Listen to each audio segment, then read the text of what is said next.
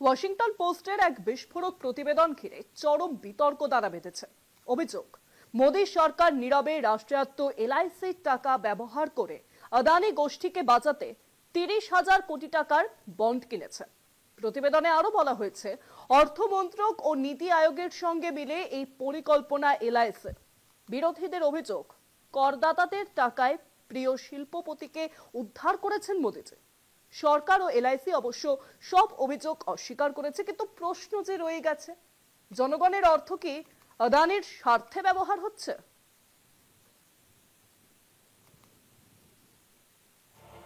সম্প্রতি ওয়াশিংটন পোস্টের একটি রিপোর্টে চাঞ্চল্য ছড়িয়েছে। রিপোর্টে বলা হয়েছে, মোদী সরকার গোপনে আদানি গোষ্ঠীর ঋণের বোঝা কমাতে রাষ্ট্রায়ত্ত সংস্থা এলআইসির টাকা ব্যবহার করে 35,000 কোটি টাকার রিলিফ প্যাকেজের ব্যবস্থা করে দিয়েছে।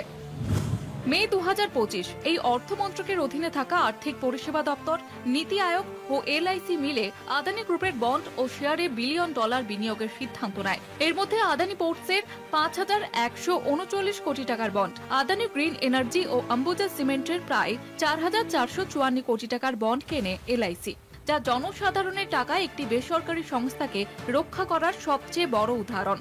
প্রতিবেদনে আরো বলা হয়েছে, এই পরিকল্পনার উদ্দেশ্য ছিল আদানির প্রতি আস্থা প্রদর্শন এবং বিদেশি বিনিয়োগ আকর্ষণ করা। অথচ আদানি গোষ্ঠীর ঋণ গত বছর 20% বেড়েছিল।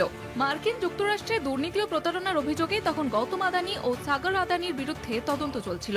মার্কিন সংস্থা সিকিউরিটিজ অ্যান্ড এক্সচেঞ্জ কমিশনও সম্প্রতি অভিযোগ করেছে, ভারত সরকার আদানি কর্মকর্তাদের কাছে সমন পাঠাতে দেরি করছে, যা সরকারের নিরপেক্ষতা নিয়ে বড় প্রশ্ন তুলেছে। বিরোধীরা বলছে, মোদী সরকারের এই পদক্ষেপ করদাতাদের টাকায় ঘনিষ্ঠ শিল্পপতিদের রক্ষা করার উদাহরণ। মহামৈত্র অভিযোগ করেন, 30,000 কোটি টাকা আদানির পিগি ব্যাংকে ঢেলে দেওয়া হয়েছে। কংগ্রেস নেতা জয়রাম রমেশ বলেন, মোদী সরকারের এই মোদানি মেগা স্ক্যামে জনগণের টাকায় জলে চলে গেছে। অর্থনীতিবিদরা বলছেন, এলআইসি যদি ক্ষতিগ্রস্ত হয় তখন সরকারই আবারও তা উদ্ধার করবে, কিন্তু করদাতাদের টাকায়। এদিকে এলআইসি দাবি করেছে যে তাদের সিদ্ধান্ত স্বাধীন ও নীতি নির্ধারিত। তারা ওয়াশিংটন পোস্টের রিপোর্টকে মিথ্যে বলে উড়িয়ে দিয়েছে, কিন্তু এই ব্যাখ্যা সমালোচকদের সন্তুষ্ট করেনি। এর আগেও সরকারি সংস্থা বিএসএনএল 1,757 কোটি টাকার ক্ষতি হয়েছিল, কারণ বিএসএনএল মুকেশ আম্বানির জিওকে 10 বছর ধরে বিল পাঠায়নি। পর্যবেক্ষকরা বলছেন, এটি ভারতের কর্পোরেট রাষ্ট্রজোটের বিপজ্জনক দৃষ্টান্ত, যেখানে মোদী সরকারের রাজনৈতিক সুবিধার জন্য জনগণের অর্থকে ঝুঁকিতে ফেলা হচ্ছে। কলকাতা টিভি।